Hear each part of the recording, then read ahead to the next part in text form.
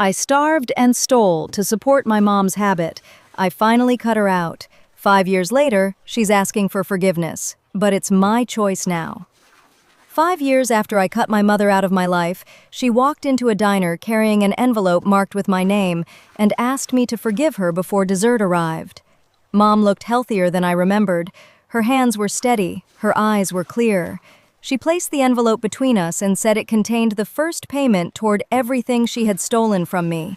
Then she added, "I need to know you don't hate me before Saturday." That one sentence told me the meeting wasn't only about making amends. Saturday was the 3rd anniversary celebration for the recovery center that had helped her get sober. Mom had been chosen to tell her story in front of donors, and the ending she wanted was me walking onto the stage and saying, "I forgave her." What Mom didn't know was that a woman from the center had contacted me first. She had sent me the speech Mom planned to give, and it included a version of my childhood I barely recognized. It described Mom's addiction as a private illness. It described me as the daughter whose tough love saved her. It left out the years when I went hungry, stole money, and nearly ruined my life keeping her supplied.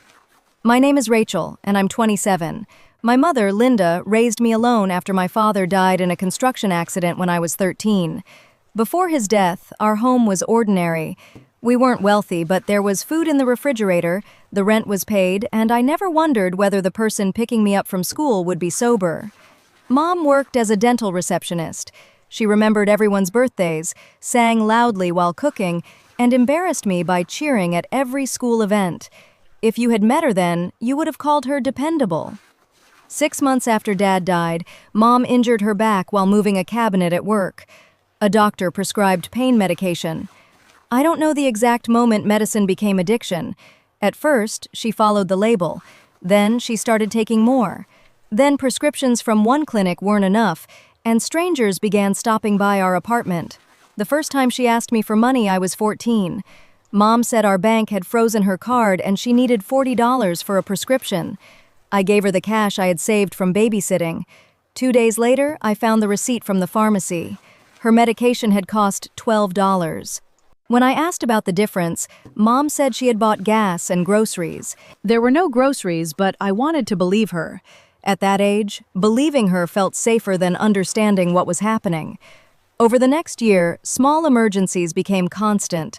Mom needed money for the electric bill, a copay, a flat tire, or a late fee. If I had $20, she needed $30. If I said I had nothing, she cried and asked why I wanted her to suffer. Mom never said, "Buy drugs for me." She didn't have to. She created a crisis, and I made it disappear. I began skipping lunch so I could keep the money Dad's sister, my Aunt Melissa, gave me for school meals. I told friends I was dieting because admitting we had no food felt humiliating. Some nights I ate crackers from the vending machine at the laundromat. Other nights I drank water and went to bed early because sleep made hunger easier. Mom lost her job when I was 15. She said the office manager had discriminated against her because of her injury. Years later, Mom admitted she had repeatedly arrived late and taken cash from the front desk. After she was fired, the rent fell behind. Mom asked Aunt Melissa for help, but my aunt had already paid 2 months and refused to send more without seeing the bills. Mom told me Aunt Melissa cared more about judging us than keeping a roof over my head. That was when I started stealing. The first eviction notice appeared on our door in the middle of winter. Mom tore it down before I finished reading it and said the landlord used those notices to scare everyone. That night, she sent me to Aunt Melissa's house with a handwritten list of expenses and instructions to cry if my aunt hesitated. I did cry, but not on purpose. Aunt Melissa looked over the list and noticed that the electricity amount was identical to the rent amount, down to the last cent. She asked me to call the utility company with her. I panicked, grabbed the paper, and ran out. Mom was waiting around the corner in her car. When I returned without money, she called me useless. 10 minutes later, she apologized and said withdrawal made her cruel. She promised that if I could find enough cash for one final debt, she would enter treatment the next morning. I stole groceries instead. I thought saving our food money would free enough cash to make Mom keep her promise. She did enter a program, but she left before the first week ended and told me the staff had treated her like a criminal. We were evicted 2 months later. We spent 6 weeks sleeping in the living room of one of Mom's friends. I kept my school clothes in a trash bag and woke before everyone else so none of my classmates would see where I was living. Mom later told relatives that the eviction happened because the landlord sold the building. I repeated that lie so often that I almost believed it. I am not proud of it, and I'm not going to make it sound noble. I took food from stores. I took cash from my best friend Tasha's mother after seeing it on a kitchen counter. I stole $20 from a teacher's desk during a field trip. Sometimes the money bought groceries. Sometimes I handed it to Mom after she promised we would lose the apartment if I didn't. The worst part was that I knew where much of it went. I just told myself that if Mom got what she needed, she would be calm enough to apply for jobs or call the landlord. I believed I was purchasing a few peaceful hours in which she could become my mother again. Tasha caught me taking food from her pantry when I was 16. She didn't accuse me. She filled a grocery bag and asked whether I wanted to eat dinner at her house. I became defensive and told Tasha my mother was waiting for me.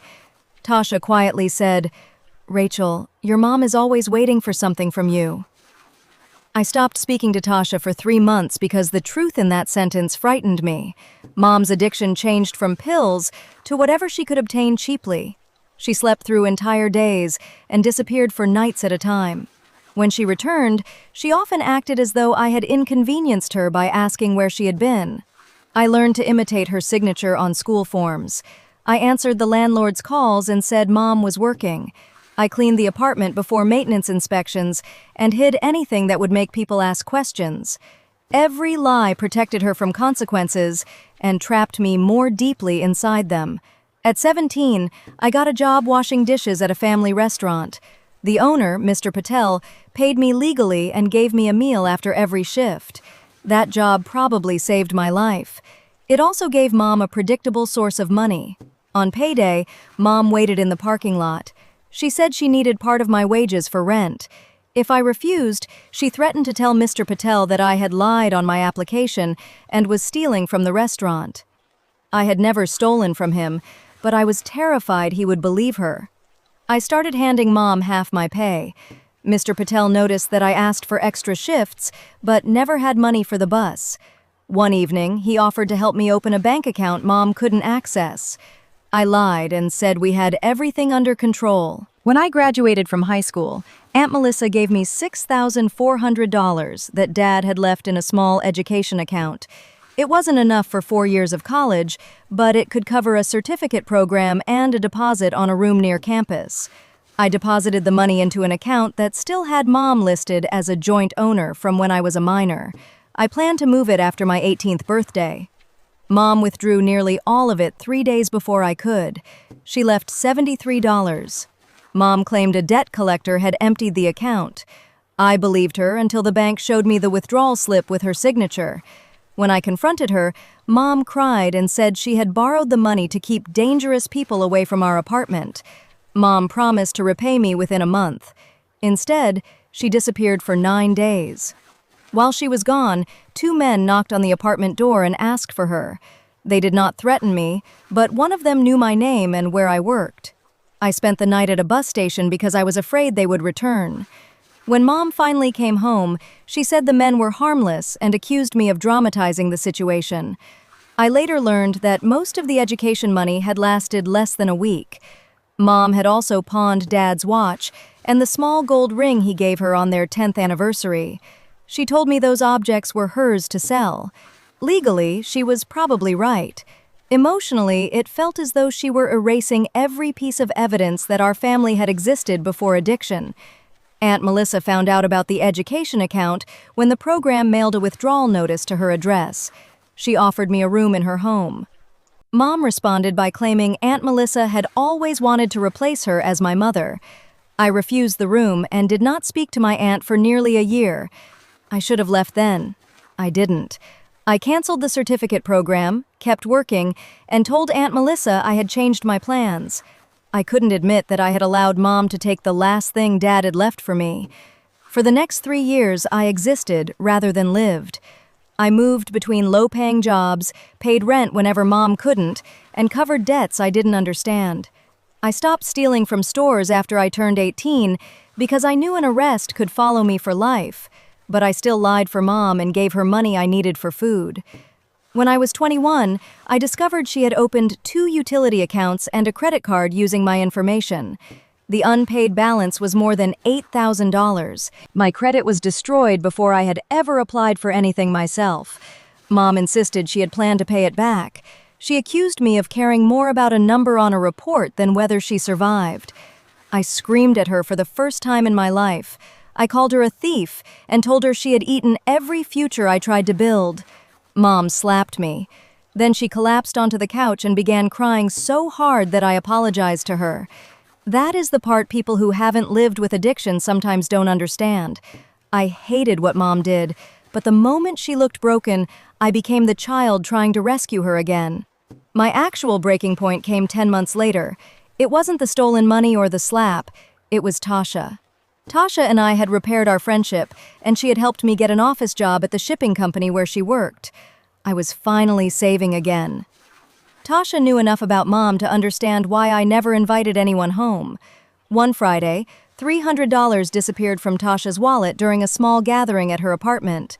Mom had shown up unexpectedly, claiming she needed to tell me something urgent. She stayed for less than 15 minutes. Tasha did not accuse Mom. She didn't need to. A hallway camera showed Mom entering Tasha's bedroom while everyone else was in the kitchen. I called Mom and demanded that she return the money. Mom denied taking it. When I mentioned the camera, she changed her story and said Tasha had left the money somewhere obvious to test her. Mom told me, "If your friend cared about you, she wouldn't use a sick woman to turn you against your own mother." For once, the guilt didn't work. I paid Tasha the $300. Then I packed a suitcase, took my documents, and moved into her spare room. I froze my credit, closed every joint account, and changed my phone number. Aunt Melissa helped me speak to creditors and file an identity theft report. Mom left voicemails accusing me of abandoning her. She contacted my employers, relatives, and former classmates. She threatened to hurt herself if I did not come home. Each time, I called emergency services instead of going to her. After 6 weeks, I sent one final message stating that I would not communicate with her until she had been in verified treatment for at least 1 year. Then, I blocked her. Cutting contact did not feel liberating at first. It felt like waiting for a death I would be blamed for. I checked local news sites every morning to see whether an unidentified woman had been found. Unknown numbers made my heart race. If an ambulance passed the office, I imagined Mom inside it. She appeared at the shipping company once and demanded to see me. When the receptionist refused, Mom sat on the curb outside and called relatives until 2 of them contacted me. One cousin said I was allowing pride to kill my mother. Tasha walked me to her car after work and reminded me that emergency services existed, treatment existed, and I was not a treatment program. That evening, Mom sent an email saying she had only wanted a ride to detox. I called the facility she named and arranged transportation through an outreach service. Mom never appeared for pickup. That was the last rescue I attempted. Mom did not immediately get sober. She lost the apartment and moved between shelters, acquaintances, and short treatment programs. Aunt Melissa gave me occasional updates without revealing my address. For almost 2 years, the updates were always the same. Mom had entered a program, left early, and blamed someone else. Then, the updates stopped. I rebuilt my life slowly. I worked through payment plans and disputed the accounts Mom had opened. Mr. Patel wrote a statement confirming my employment history. Tasha sat beside me through phone calls that made me shake. It took almost 3 years before I could qualify for a basic apartment without a cosigner. I also started therapy. At first, I expected the therapist to teach me how to forgive Mom. Instead, she helped me understand that forgiveness, reconciliation, and access were 3 different things. I could stop organizing my life around anger without allowing Mom back into it. I could believe addiction was an illness without pretending the harm had not happened. Most importantly, Mom's recovery did not require my participation. 5 years after I left, a letter arrived at Aunt Melissa's house. Mom said she had been sober for 3 years and wanted to make amends. She included contact information for her counselor and said she would accept any boundaries I chose. I did not answer for 2 months. During that time, I verified what I could. Mom really had completed residential treatment. She attended meetings, worked at a grocery store, and lived in a sober apartment. Her counselor confirmed only that Mom had signed permission for him to verify her participation. He did not pressure me to meet her. I discussed the letter in therapy for 4 sessions. Part of me wanted to see Mom simply to prove that she could no longer control me. Another part wanted to hear her say that none of it had been my fault. My therapist warned me that entering the meeting with a required outcome would make me vulnerable to the same cycle again. So, I wrote down my boundaries. We would meet in public, I would drive myself, Mom would not receive my address, workplace, or phone number. If she blamed me, asked for money, or threatened herself, I would leave. Tasha sat in a coffee shop across the street in case I needed support. I also made a list of what I actually wanted from the meeting. It was surprisingly short.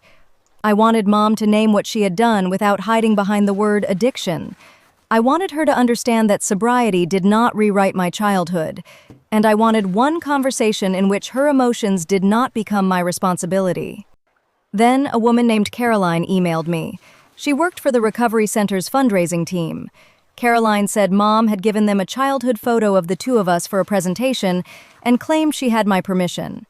Caroline wanted me to approve the final program. Attached was Mom's speech. In it, Mom described herself as a grieving widow who had hidden her addiction so well that nobody knew she was struggling.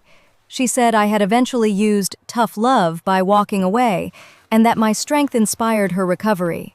She wrote that our upcoming reunion proved no family was beyond healing. There was no mention of stolen money, identity theft, hunger, or Tasha. According to the speech, I had always understood Mom was ill and had bravely created the consequence that saved her. I had not even agreed to see her. Caroline apologized and removed my photo. She also told me the center had offered Mom a part-time peer outreach position. The speech was not a formal condition of the job, but the donors loved stories of reunited families. Mom knew that. I agreed to meet Mom at a diner, but I did not tell her I had seen the speech. She arrived 20 minutes early. For the first few minutes, Mom did everything correctly. She did not touch me without permission. She did not blame Dad's death or her injury. She said she had stolen from me, manipulated me, and made me responsible for keeping her alive. Mom pushed the envelope across the table. It contained $500 and a written repayment plan. The total she listed was $8,300, covering the fraudulent accounts. It did not include the education fund, the wages I had handed her, Tasha's money, or any of the years I had paid our rent while going hungry. I asked how she had chosen the amount. Mom said her counselor told her to focus on documented losses rather than arguing about memories. Then she asked whether I would attend Saturday's celebration. Mom said, "You don't have to give a speech. Just stand up when I acknowledge you so people can see that healing is possible." I asked whether she had already told the center we were reconciled. Mom admitted that she had used the word reconnecting. She said she was trying to speak the outcome into existence. I placed the printed speech on the table. Mom's face changed immediately. She asked why Caroline had shared a confidential draft. I told her the center contacted me because Mom had falsely claimed permission to use my photograph. Instead of apologizing, Mom said the picture belonged to her because she had taken it. That was the first crack. I asked why her speech erased everything I had endured. Mom said a donor event was not the place for graphic family details. I asked why the speech said I had knowingly used tough love when I had actually fled because she stole from my friend. Mom began twisting her napkin in her hands. She said the exact trigger did not matter because my departure had ultimately pushed her toward recovery. I told Mom, "You are still turning what you did to me into something I did for you." Mom looked down and said she was trying to create meaning from terrible years. For a moment, I believed she understood. Then she asked again whether I could come on Saturday, because backing out now might cost her the outreach job. There it was. She wanted forgiveness, but she also wanted proof of forgiveness that other people could see. I told Mom I would not attend. I also refused the $500 because accepting it in that moment felt like participating in the performance. I said she could repay the documented debts through our attorneys if restitution was genuine. Mom began crying. She said she had imagined our reunion every day for 3 years. She said she had done everything people told her to do and didn't understand how long I planned to punish her. I reminded Mom that I had not caused the addiction, the theft, or the lost years. Choosing not to reconcile was not punishment. It was a boundary. Mom then said the sentence that ended any doubt I still had. She told me, "If you refuse to let me make this right, you are choosing to stay damaged." I stood up, paid for my coffee, and left. Outside, I made it halfway to my car before my knees gave out. Tasha found me sitting against the brick wall beside the diner. I kept repeating that Mom really was sober, as though sobriety meant I had forfeited the right to leave. Tasha told me, "Being sober means she can finally be responsible for her choices. It doesn't mean you become responsible for making those choices feel good." I cried harder after that than I had during the meeting. Not because I doubted my decision, but because I finally understood that the apology I had imagined for 5 years might never exist. Mom could regret losing me while still resenting the boundaries that protected me. Both things could be true.